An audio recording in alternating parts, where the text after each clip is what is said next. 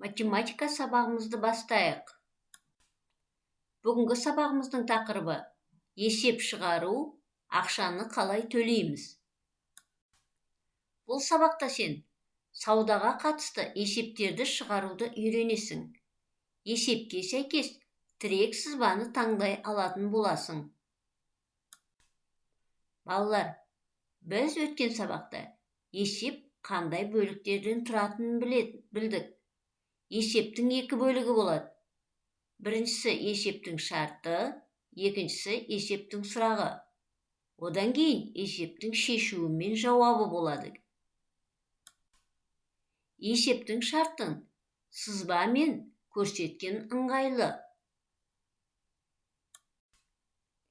Есепті шығару үшін қандай әрекеттер жасаймыз?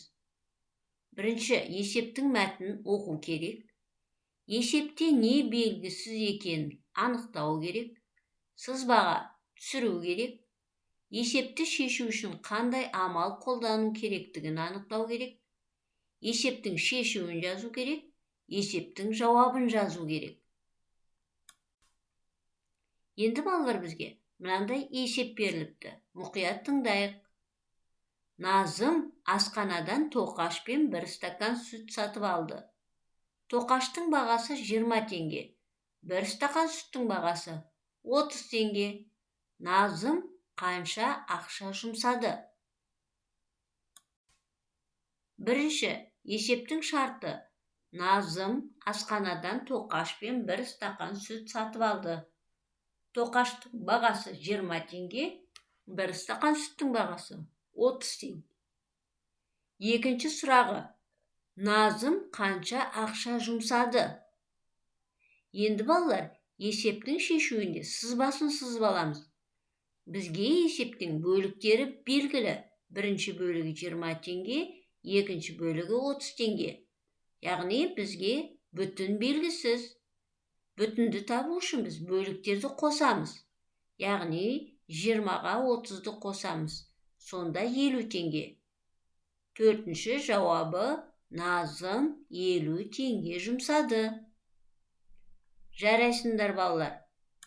Енді өткен сабақтар бойынша тура төлем жасауды қайталайық.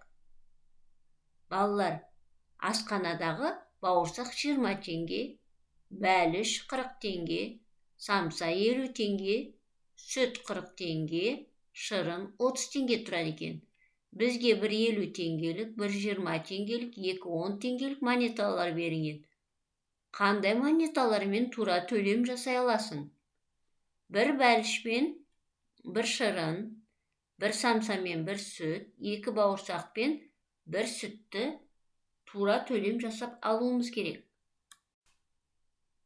Бір бәліш 40 теңге, бір шырын 30 теңге. Екеуі не 70 теңге төлейміз. 70 теңгені екі түрлі тәсілмен алуға болады екен. 50 теңгелік бір монета және 20 теңгелік бір монета. Екінші тәсіл 50 теңгелік монетаны және екі 10 теңгелік монетаны алуға болады екен. Келесі самса мен сүт. Самса 50 теңге, сүт 40 теңге. Екеуіне 90 теңге кетеді. 90 теңгені алу үшін бір 50 теңгелік, бір 20 теңгелік, екі 10 теңгелік монетаны аламыз. Екі бауырсақ пен сүт. Бір бауырсақ 20 теңге. Сонда екі бауырсағымыз 40 теңге болады. Және 40 теңге сүт. Сонда барлығы 80 теңге жұмсалады. 80 теңгені алу үшін біз 50 теңгелік бір монета, 20 теңгелік бір монета, 10 теңгелік бір монетаны алсақ болады екен. Жарайсыңдар балалар. Енді оқулықтың 89 бетіндегі тапсырмаларды орындайық. Ал жұмыс дәптеріміздің 85-86 беттеріндегі тапсырмаларды өз бетіңше орында. Іске сәт балалар.